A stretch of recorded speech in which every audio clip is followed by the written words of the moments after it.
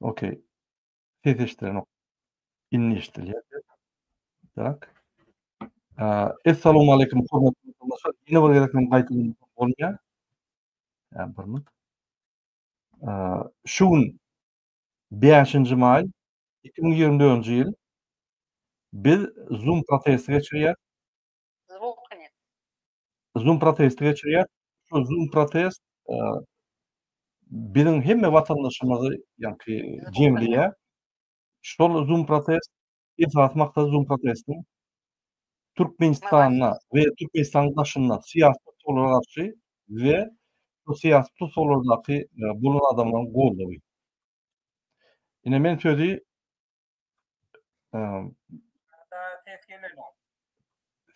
sözi biziň moderatorymyza geçirýär.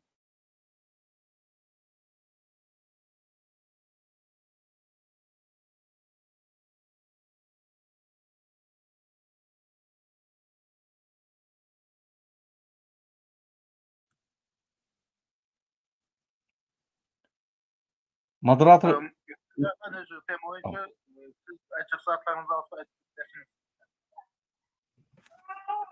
Birinciden Muradaga devleti aktivistler hep sağ bolun. Şuna Zoom protesti geçirip oturanlar için. Şu da öğren meseleler biri. Ses yok mu? Var. Şu an halkımızın böyle bir hesaba geldi. Şu öğren şu etapta bir tutulma. 4 yılda nedeni işbirliği bir topa oylanıştırdı. Onu demeler beyan protestlerini başladılar. Barıp kat türlü görünüşünü yurdu olyan dağıtları noktayı nazarını meselelerini ayırıp başladı. Hükümet hem şimdi korkup elinin etmoti bizim karşımıza göre. Yine de bir yıllık öne çıkan adamları yatıracak oluyor, yaş oluyor, kontrol edecek oluyor, kontrol edişleri. Ön apatitler bir yıllık hükümete diyanet edip dürlüyor oluyor, omurdulu oturtuyor. Yöne son şolat kontrolünün çıktı. Bula bir tat bile kontrol edildi. O da halk oturmak bile. Halk iyi olmasın siyasetin işinde sizin aklınıza mı yetti? Gelir siyasete yok edi. Tohum tecini bilen yok edi. Avraydan düştü. Yine burada öyle bile halkının ortaya. Yöne bir yılın devamında şu halkımızın belli bir bölümünün çıkıyor. İnne hükümet bir nettirip yola çıkan adamlardan ağırlayacak. Şol için şu göreçte bir tarafta hükümet bu kararlarda milyarlar devlet sistemi bilen yaşar yurttaki pasportları bilen bir tofor kararlarda alımını eder. Halkın bir tofor için hayırlayan ağırlar, yaşlılar, aydımcılar, yaşama mümkün adamları bizim aktivistlerin karşısında kışkırıyorlar. Eğer geleceğe geldik, bunda şimdi dürlüyor olabilir bizim aktivistlerin Türkmenistan aldı. Son başlangıçta Cuma Zafar'la var. Biz Cuma Zafar'ı Özbekistan'da Türkiye'de devlet tavsiyelerinde böyle bir derecede şu uğra bilmedik. Şol çinin onu ordular anlayıp yani onunla da devleti biliyor. Oğuzlayan adam vermek olmadan. Şol çin eğitirip çıkaracak bir ürün çıkaracak bilen bu neçeliğin saklanmış.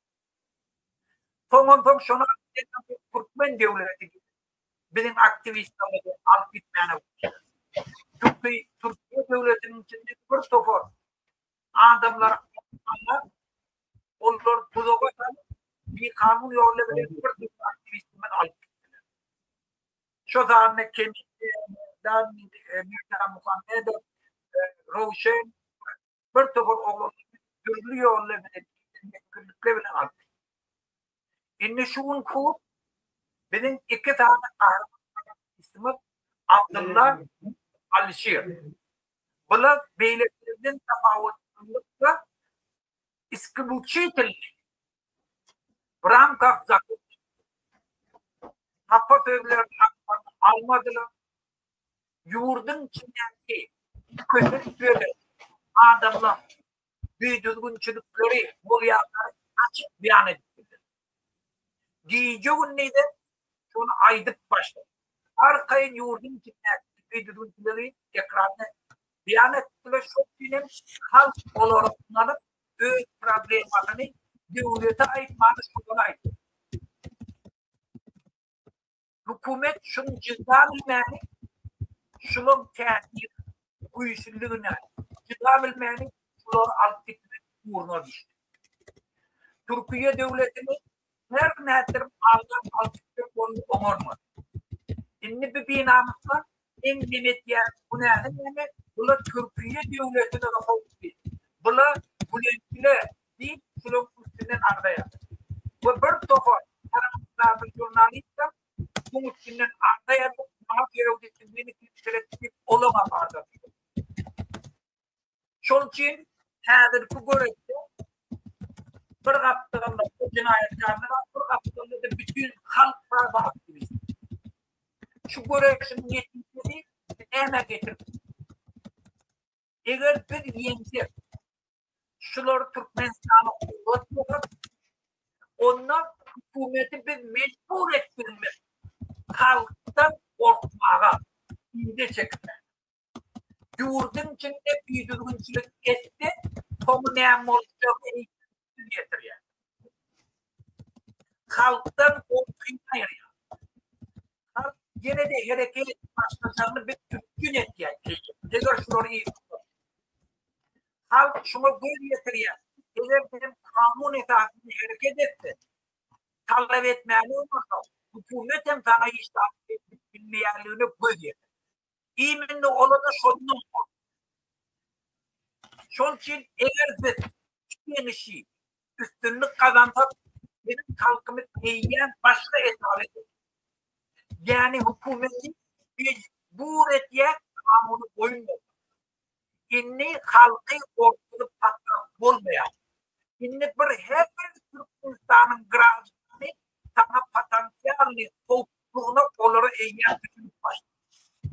Her bir Türkmenistan'da Abdullah yani Kur'an'a çıkıp yurdun içine gidiyordu. Aylık birliklerini bir emekçiler kabul ediyor. Şunun için bir öz büyücümüne anlamlılık etmeliğini bir kalma düşünüyor. Eğer buna alıp gitti, onunla bizim kalbimizin içine eğen bir neme göre. Buna bu işli yine süsüp yeter düşüyor. Yani o bile onunla da yemişbildi bir daha. Ondan ben belirledim.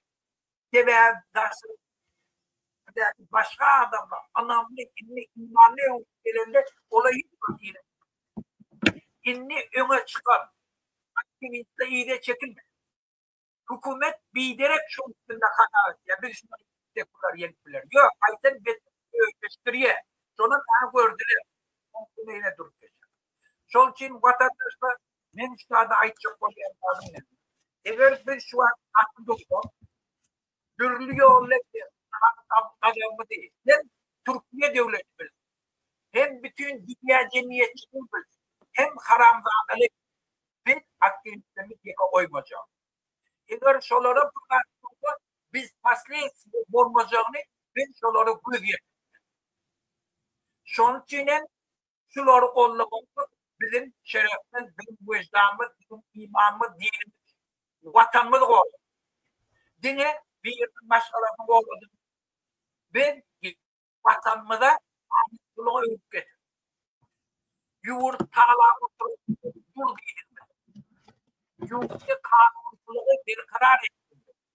Hükümetin içindeki adamlarda eğer kırdır ettim. İnni bir kanunluk yol bilen biz bu adam bilmeyiz. Şunun için devay hükümeti talep edelim. Bizim hem hakkımız verelim. Bizim hem işli yapmıyoruz. Dostoyuna aylık verelim deyip şunları düşünce kayak gelir. Ola da hükümetin içinde karandı adam. Ne için biri mulyana taklattı? İçine yarak içine vurdu. Bizim öz kardeşlerimizden, komşularımızdan, öz vatandaşlarımızdan bir kanun yolunda gidip sürümlerini ağzından aldı. Ben şunu edecekler başlar. Şunun için şu seviyetin rezultatı gören vardır. Şunun için gelin vatandaşlar kahraman aktivistler olaylı Türkiye devletine her yolda bilir, hem fahiş değil, hem çünkü gelecekte şunların burada fasiliyetlerin aydıktır öyle. Hemen bir mesela şeyle koyduğumuz olur düşündür. Diyor yana kadar Türkiye devleti bütün dünya kanunu layıklıkta şunları Türkmenistan'a deportasyon etti. Bunu bilmem. Muhammed Akif Dapsağ'ın Ruhsat berсең benim aytayın. Более рада. Еще раз я приветствую всех зрителей канала. Я хотел бы еще раз подчеркнуть, что сегодня мы проводим Zoom-протест, связанный с задержанием Алишера Сахатова, Абдулла Урусова и других людей, которые находятся в тюрьмах Туркменистана и в других странах. Поэтому, уважаемые телезрители, уважаемые зрители нашего канала, вы можете писать свои комментарии, и мы будем эти комментарии печатать на экране. Я бы хотел показать несколько кадров про наших активистов, за что их посадили. Вот обратите внимание, в 2002 году, 25 ноября, вот этих людей, около 60 человек, обвинили в преступлении против свержения власти. Эти люди, более 60 человек были задержаны, среди них Марис Шихмурадов. Он бывший, значит, руководитель Министерства иностранных дел. Дальше Батыр Бердыев, действующий министр иностранных дел. Он член ОБСЕ. Все эти люди были задержаны и исчезли в тюрьмах. Из них 25 были убиты, где-то около 20 вышли на свободу, а остальные без вести пропали. Кроме этого, я бы хотел показать вот фотографию наших активистов, которых буквально задержали недавно в Турции. Это Алишер Сахатов и Абдулла Урусов. Никаких оснований не было для задержания этих людей. Если и были какие-то небольшие административные основания, это не было поводом депортировать их в Туркменистан.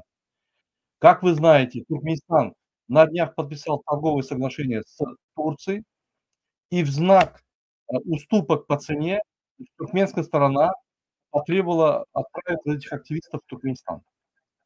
Все эти задержания носят политический характер. Сегодня Туркменистан проводит уже на протяжении 30 лет свою политику природных ресурсов, газа, нефти в обмен на борьбу с оппозиционерами. А именно, предлагая Российской Федерации, Турции и другим странам нефть, нефтепродукты, то есть наши природные богатства, власти Туркменистана, в частности, Сердар Бердымухамедов и Гурбангулы Бердымухамедов борются против нас же, то есть против граждан Туркменистана. Как вы знаете, Гурбангулы Бердымухамедов и Сердар Бердымухамедов незаконно захватили власть. Они являются сегодня незаконными президентами и национальным лидером, другой из них. Мы их называем двуголовыми президентами. Даже в Туркмении народ смеется, говорит, безработица настолько, что на один пост президента вынуждены были отец с сыном работать. Потому что в Туркменистане более 60% безработицы. 45% населения работает за пределами Туркменистана, чтобы прокормить свою семью и обеспечить все социальные условия в Туркменистане своим семьям. Благодаря этим людям 45% населения, которые работают мигрантами в других странах, сегодня Туркменистан существует. Народ Туркменистана сегодня может себе позволить кушать, платить за аренду и жить. Если они сейчас перестанут работать, в Туркменистане наступит катастрофа, экологическая катастрофа и гуманитарная катастрофа. Социальная катастрофа. На сегодняшний день так называемый национальный лидер, презираемый народом, обозвавший себя Аркадагом, Гурбангулы Бердымухамедов, строит свой город Аркадак.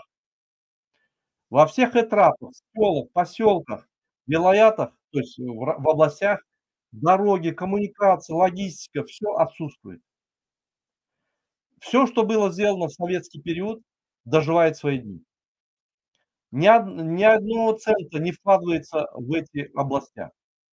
Все деньги идут целенаправленно для построения города Аркадак. Впоследствии этот Аркадак должен поглотить город Ашхабад. Вот так они строят свой Бердымуханистан. Сегодня отец управляет фактически страной. Его сын, так называемый президент Туркменистана, Сердар Бердымухамедов, ничего не решает. Мы его называем пустая баклажка. В народе так называют. Он просто картинка. Все, что говорит отец, делает. Далее для усиления этой же власти одного клана они пригласили дочь Гурбангулы Бердымухамедова Оғлжан Атабаева. Все эти трое уже много лет занимаются мошенничеством. Они грабят нашу страну открыто. И эти трое сейчас пытаются сохранить власть в Туркменистане. Свою власть. Как вы знаете, туркменский народ, более 80-85% населения не желает иметь ни президента Сердара Бердымухамедова, ни лидера нации, как Гурбангулы Бердымухамедов. Это морально отсталые люди, совершают каждый день морально недостойные поступки. Сегодня отец Гурбангулы Бердымухамедов просит своего сына, президента Сердара Бердымухамедова, если даже отдыхать едешь, забери все правительство, министров, вице-премьеров, всех, никого не оставляй, потому что они с народом могут объединиться и совершить государственный переворот. То есть правительство Туркменистана в заложниках у этих двоих, Гурбангулы и Сердара Бердымухамедова. Вот так сегодня живет Туркменистан. Народ Туркменистана старается выживать, отец с сыном строят Аркадак, все эти фешенбабельные памятники, высокие здания, дорогие стоящие здания, но никакие деньги, никакие средства не идут из бюджета на поддержание социальной жизни Туркменистана. Все, что дают в виде пенсии $25 пенсионерам и инвалидам, это издевательство над ними. Последнее постановление Сердара Бердымухамедова – это вознаграждение всех людей, кто участвовал в Великой Отечественной войне, 200 манатами. Это приблизительно $10 сегодня в Туркменистане. Это издевательство над этими людьми, которые сохранили государство и мир в нашей стране, которые отдали жизни для того, чтобы мы сегодня жили и существовали. Эти люди, их осталось немного, очень немного. Все эти расходы не превышают $10 миллионов. Они могли бы истратить и более 20, 30, 40, 50 миллионов долларов для поддержания этих людей. Например, дочка президента, дочка Гурбангулы Бердымухамедова, сестра президента, берет государственный самолет, который числится на государственном учете, летит в Узбекистан, гуляет, посещает всякие достопримечательности на средства государства для того, чтобы рекламировать себя. Это стоит более $500 тысяч.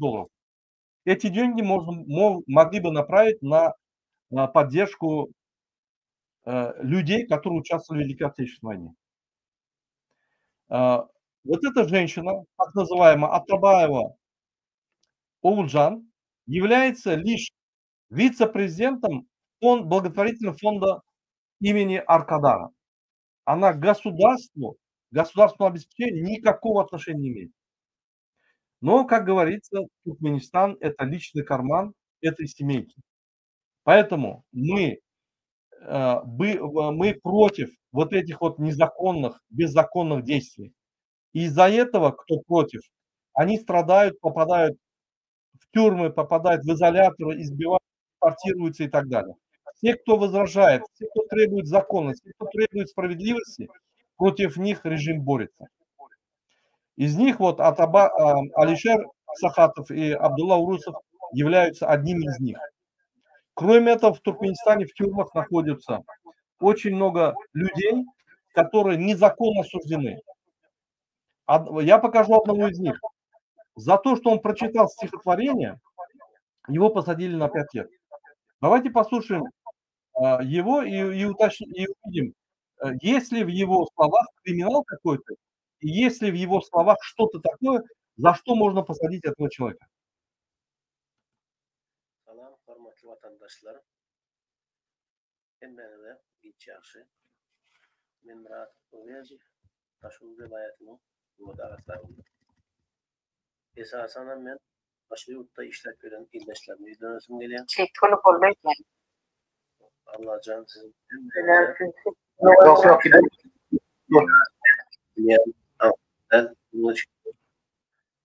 bola chaqa boshqalarni terk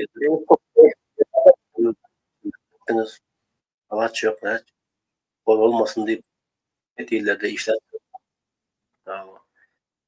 Anıldı kadar vuruldu.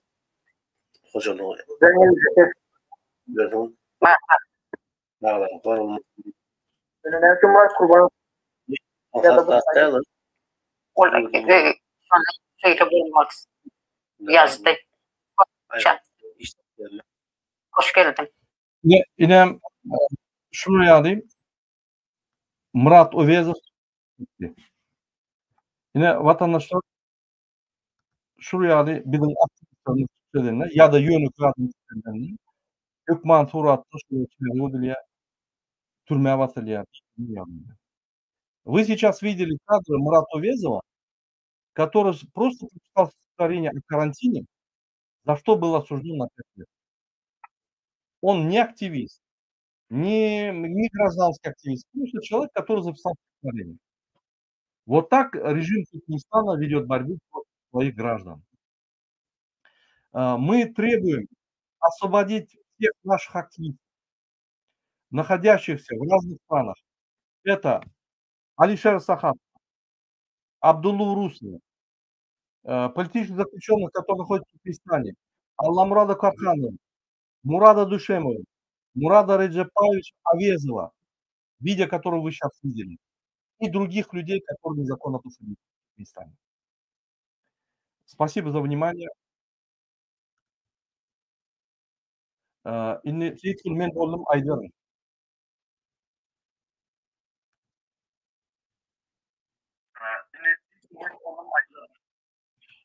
Indiki Nuran arası burada sekten YouTube'dan görüntü verdi sesim yok.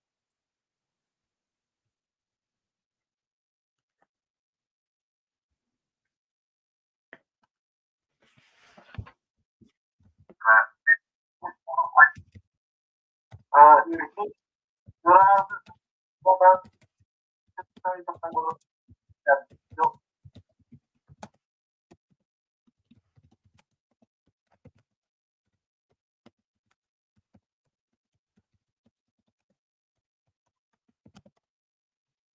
Men gezim mi? O yazılmasan sizin olsun kadar. Men sonra dedim azıcık bu. Böyle. Nursan Aksa sizden Nursan Aksa sizin yapıp.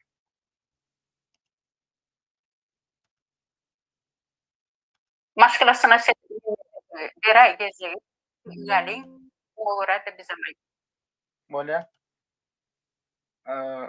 Alşera klası. Gülala Hasanova. Gülana Hat. Esselamu aleyküm. Selam. Kömeğinizlere. Nime diyeceğim?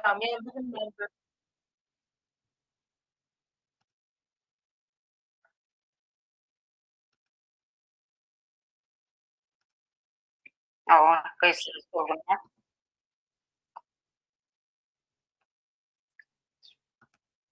Siz Elinizden gelen geldiğinden ben elinizde de ikinci 4-5 yıl var.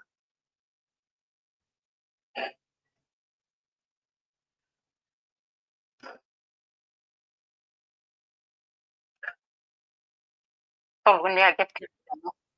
Öyle. Bizim mememiz alıştırdık. Abdullah Urus azap ve onları paderci öğretmeni onun için mert durun ve size bağlı. Gulala gelin. Спасибо. Doğru. Nurcan Apo'nun doğum Oğlum benim aydık geçtim. Bizim oğlanlarımız, blogger oğlanlarımız Abdullah Urusu bir de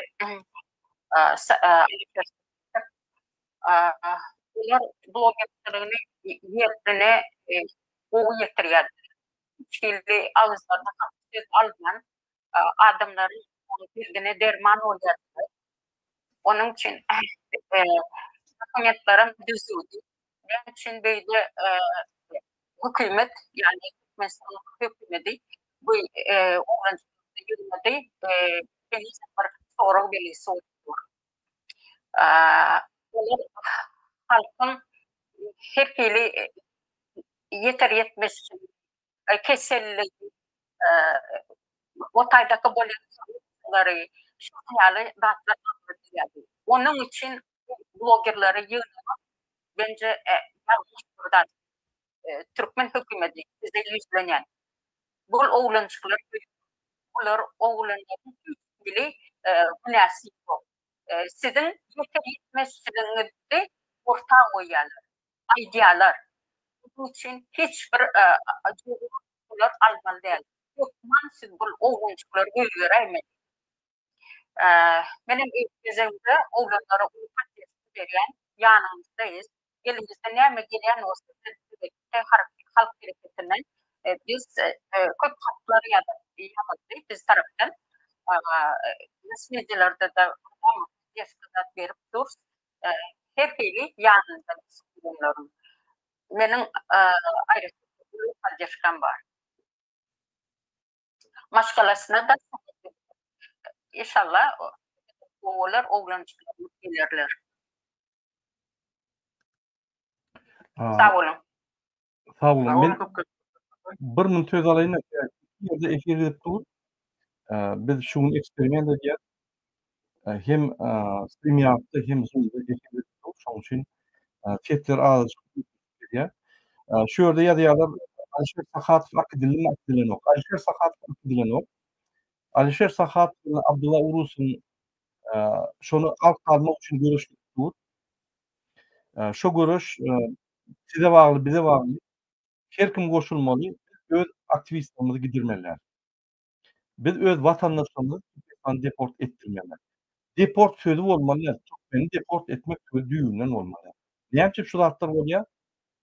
Pasportda konsullar işlenmek. Olar hak berenok. Gurbanly eterdar berip pasportlary ýanky uzaklaşdyrmana. Bir topar kanunlar bolup, bir topar bize administratif problemalar görediler. Şoň üçin o ýerde bir ýerde Türkmen deport bolýar. Ýöne alayda aktivistler Alişer bilen Abdullah bunlar rejime garşy görüşdiler. Rejime garşy görüşmek näme? Hakykat aýtmak, adalaty dilemek, kanunlary ýatlatmak boldy. Şoň üçin rejim bizim bilen görüşýär. Bagşaň dowam ederim.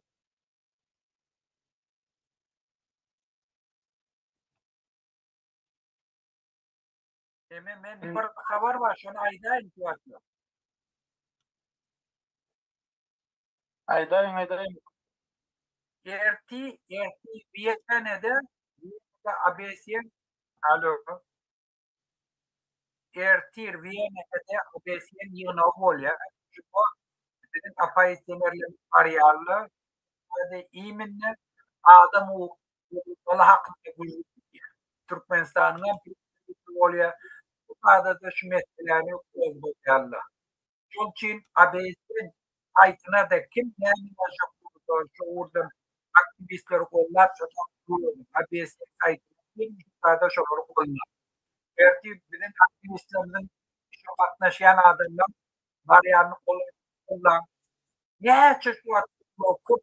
Şunun için biz Türkiye devletinin kanunculuk devletleri dünyadaki bazı korkunç tuttuğunu Türkiye devletinin şu tarafı. Eğer biz sesimiz çıkarmasak ona hiç kim istemiyor, ona pulun gücü böyle ona pul almayı görelim deyip bile. Şunun için sana geçmeyelim. Şunları kollayalım.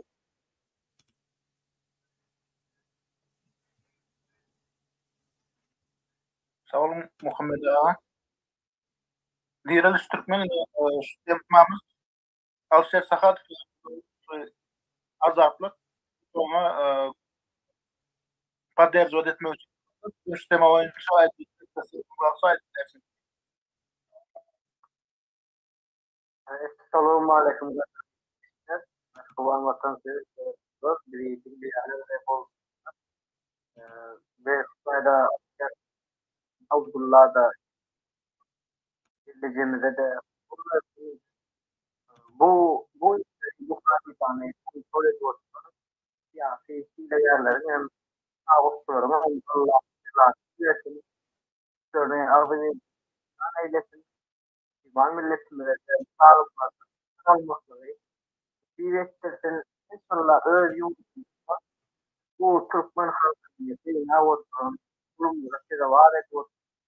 Bir katlayın bu işleri sonra Avustralya her birisinin bir yerden Allah'ını versin. Bu iki sistem kalsağını söyleyelim. Masalah ne olsun, Arap ne olsun. Bu taydanın cemiyetinde vatandaşlar elbette Türkiye'nin hükümeti kanun hükümeti birleşik bir şekilde böyle doğru birleşik bir şekilde anlaşılır. Türkmen halkının siyasi analiz ediyor. Bu hükümete analiz bu kodunu ısmarlı ve adamlar ne yapıyor? Bu zatlara ikinci dönem Türkmen bolmadı karanlıklarında Stalin'in doğrunda ve tutukların Bayzet meselesi koyduğu yerler Cemaveli hem için bölürün marketaya bu hafta soğukta bu velayetlerin yaptıkları öz maşinleri aşkavada girip siyasetler hakkında video çekiyorlar sebebi yani Maria'nın yaptığı Yamar velayetinden hem için Maria'nın öz maşinleri hakkında girip bilinmeyenler bu vakti yaşayan elbette ruhsat vermeyenler bu arada öyle vermeyenler Alışveriş safhası Abdullah Oruç elbette Türkmen halkının ardını der ay bunların sesi oldu. Yani fırsat vericilik cemiyette hareketler vardı. Eğer bu olan halatında biz de zamanı edip bu yönde kurtulmak tarafına oldu. Yani bu kadar olsun. Amin. Amin. Sağ olun diyoruz. Doğru geçtiniz. Ses hiç kovdu.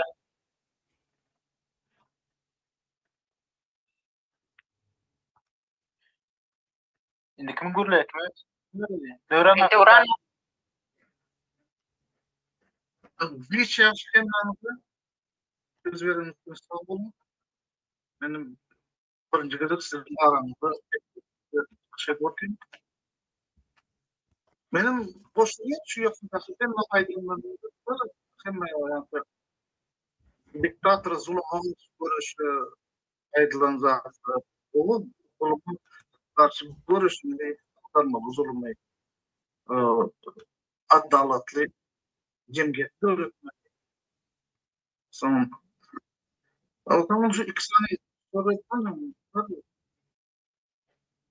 Abdullah Oruz Alişer Sakat son azatlığı çıkalalım. Bu okuyorsunuz. O ondan sonra adam tüm yani o madde çocuk olsa. Adam bu şey olmaz.